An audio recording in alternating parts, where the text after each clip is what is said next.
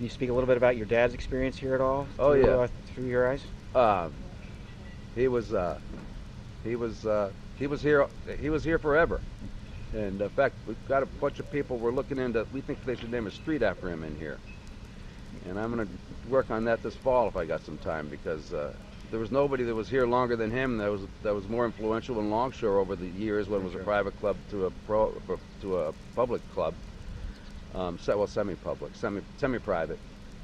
And he, well, yeah, you probably remember him. I do. Yeah. He was quite a character, and everybody loved him here.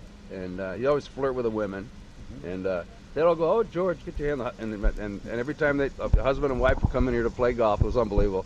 You'd laugh, and he'd always say, yeah, all these little sayings. He'd say, "I see you brought your daughter in with you today," you know, and he was funny, and but he ran this whole operation. He was the first. As far as we know, he was the first golf pro in the country to own his own golf carts, and there are very few of them that still do. Very true. And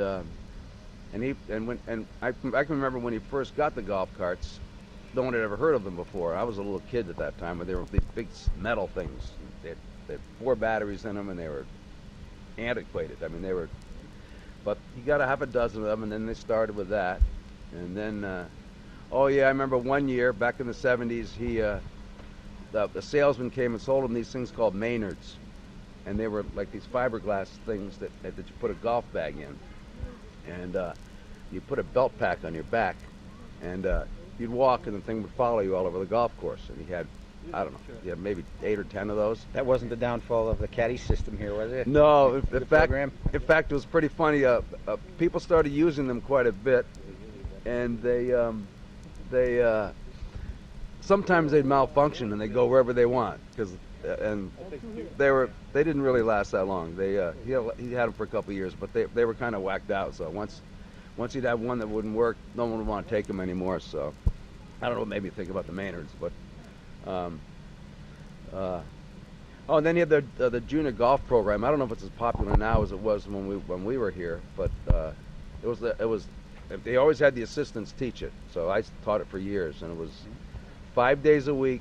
We had three hour long classes from 8 to 9, 9 to 10, and 10 to 11. So you're out there with those kids for 3 hours, 5 days a week. Wow. I don't know if they still have that. Is it still that busy? They do, yeah. Do you know how many juniors were in the program then? There were like, each class, I think there were like 12 kids in each class, and then we'd take them down there to the 18th fairway, and we'd use that in the morning, and then we'd take them out on the golf course, and yeah, it was a lot of work. By 11 o'clock when you come in, you were done. And you say, "Oh, I got tomorrow, and today's only Tuesday." But it was good that we taught them all. We taught them to play a lot, and that was important. Junior golf. In fact, I have a golf course in Maine, and we have a junior golf program, which is important. So. Yeah, it's good to teach them when they're young, because all the kids learn it. You know, you'll have the kid that's a spastic at the beginning of the class. There are 2 or 3 of them that aren't athletic at all. Right.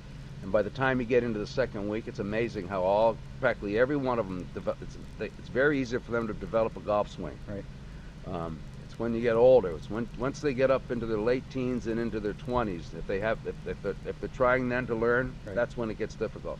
Then when you get up around our age, you don't want to teach anybody our age.